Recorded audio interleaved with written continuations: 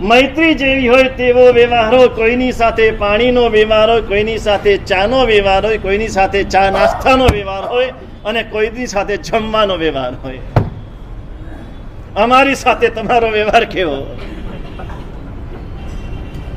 હા, કે હજુ શરૂઆત છે? ધનેશભાઈ કે છે હજુ શરૂઆત છે, કે હજુ 1 મહિનો પૂરો થયો નથી, હજુ 4 મહિના થાય ત્યારે ખબર પડે.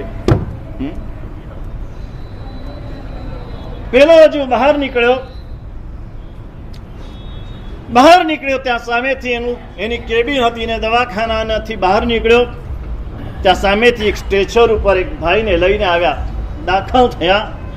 લોકો બધા એકદમ ગભરામણમાં હતા. તપાસ કરી તો ખબર પડી કે શહેરનો મોટામાં મોટો એન્જિનિયર, કાર અકસ્માત થયો, ટ્રક સાથે કાર અથડાઈ ગઈ, કારના તો ચૂરે ચૂરા થઈ ગયા, પણ એન્જિનિયર પણ ઇન્જર્ડ થઈ ગયો. આખા શરીરના એટલા બધા ફ્રેક્ચર છે, કોઈ ડોક્ટર હાથ લગાડવા તૈયાર નથી. એકમાત્ર આ ડોક્ટરનું નામ દે છે એટલે સીધા એની પાસે આવ્યા, અંદર દાખલ થયા. આ ડોક્ટર સામે મળ્યો, જોયું, ડોક્ટર ડોક્ટર ડોક્ટર બચાવો બચાવો બચાવો.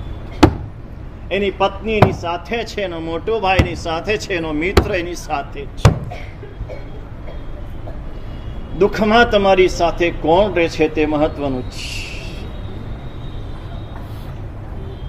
સુખમાં તમારી સાથે રહેનારા દુઃખમાં તમારી પડખે પણ ઉભા રહે છે ખરા? મિત્ર એસા ચાહીએ ઢાલ સરીખા હોય. ઢાલ જેવો મિત્ર હોય, જ્યારે સુખમાં હોય ને ત્યારે પાછળ હોય ને જ્યાં યુદ્ધ આવે ત્યાં આગળ આવીને ઉભો રહે. પહેલો ઘા પોતાના માથે ઝીલે તે મિત્ર છે. મિત્ર કેવો જોઈએ તો કે દૂધ અને પાણીનો સંબંધ છે, મિત્રાઈ છે, મૈત્રી છે દૂધ અને પાણીની. પાણીએ દૂધમાં ભળીને દૂધમાં વધારો કર્યો, વધારો કર્યો ને, વજન વધાર્યું, કિંમત વધારી. પણ દૂધે શું કર્યું? પાણીને પોતામાં ભેળવીને પોતાના જેવું બનાવી દીધું. એને દૂધનું નામ આપ્યું, દૂધનો રંગ આપ્યો, દૂધનો સ્વાદ આપ્યો. અને પાણી એનો ઉપકાર ભૂલતો નથી. આ દૂધે મારી ઉપર જે ઉપકાર કર્યો છે જિંદગી ભર ભૂલાય નહીં. જ્યારે દૂધ ઉપર આપત્તિ આવે ને, જ્યારે દૂધ ઉપર વિપત્તિ આવી, એને જ્યારે અગ્નિ ઉપર મૂકવામાં આવ્યું, એને જ્યારે બાળવામાં આવ્યું, સૌથી પહેલા પાણી બળે છે. એક ટીપું પણ પાણી છે ત્યાં સુધી દૂધને બળવા દેતું નથી. આનું નામ મૈત્રી છે, આનું નામ સ્નેહ છે, આનું નામ સંબંધ છે. જગતમાં સંબંધો તો ઘણા બધા છે, પણ આવો સંબંધ આજના કાળમાં વિરલ છે. એના સંબંધીઓ સાથે છે. ડોક્ટરને કીધું, ડોક્ટર જલ્દી બચાવો. ડોક્ટર કે ઉભા રહો, લાખ રૂપિયા થશે. અરે ડોક્ટર, લાખ નહીં 2 લાખ આપીશું, જલ્દી કરો.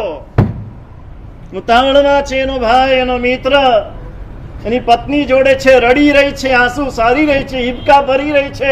ડોક્ટરની હિબકા દેખાતા નથી, આંસુ દેખાતા નથી, અને પૈસા દેખાય છે. 2 લાખ આપીશ. તો કે લાવો, પેલા 2 લાખ લાવો.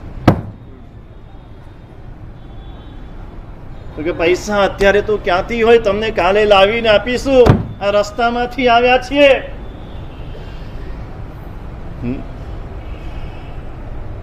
કે હું એ કાંઈ ન જાણું, મારે પેલા પૈસા જોઈએ. તો કે ચેક આપી શકીએ. તો કે ચેક લાવો, પણ ચેક લખો તો હું તો કાલે વટાવી શકું, તો 5000 ઉપર આપજો. 2 લાખ ને 5000. પેલો ભાઈ હતો એકદમ ગુસ્સે થઈ ગયો, પત્ની પણ ગુસ્સે થઈ ગઈ, પણ ડોક્ટર સામે કંઈ બોલાય તેવું નથી. જીવન મરણનો સવાલ છે. ડોક્ટરનું જો મગજ જાય તો સામે જીવન મરણનો સવાલ છે. ગજવામાંથી ચેકબુક કાઢીને ચેક લખ્યો. ચેક લખીને ડોક્ટરના હાથમાં આમ પકડાવ્યો. ડોક્ટર કે ભાઈ તમે મારી ઉપર કઈ દાન દયા કરતા નથી, ઉપકાર કરતા નથી. મારી ફી 100 રૂપિયા આપો છો, આ મોઢા ઉપર કડાકી રાખવાની જરૂર નથી, લાવો. ડોક્ટર ગયો અંદર, સેક્રેટરીની પાસે ચેકની વિગત એને સમજાવી દીધી. મનમાં ખુશ થતો તો જાય છે. આજે કેટલા થયા? 20 લાખ, 22 લાખ, 25 લાખ. આજના દિવસના 25 લાખ. કેવો ધંધો! આમ બહુ સારો ને. શેર બજારમાં મરી જાવ તો 25 લાખ નો મળે. અને ડોક્ટર ને કાંઈ ગુમાવાનું નહીં, આમ કરીને આમ લખી દેવાનું ને 25 લાખ. પણ કોઈની હાઈના 25 લાખ કરતા મજૂરીના 25 રૂપિયા લાખ દરજ્જે સારા છે. કોઈની હાઈનો 1 પૈસો લેતા નહીં, તમારી જિંદગી બરબાદ કરી દેશે. જિંદગીનું બધું સુખ છીનવી લેશે અને દુનિયાના જેટલા દુઃખ હશે ને એ બધા તમારી ઉપર તૂટી પડશે. કોઈની હાઈ લીધી તો હાઈનો પૈસો ન લેતા હાસનો પૈસો લેજો. કોઈકને હાસ અપાવીને જે પૈસો મળશે ને એ તમને સુખ આપશે.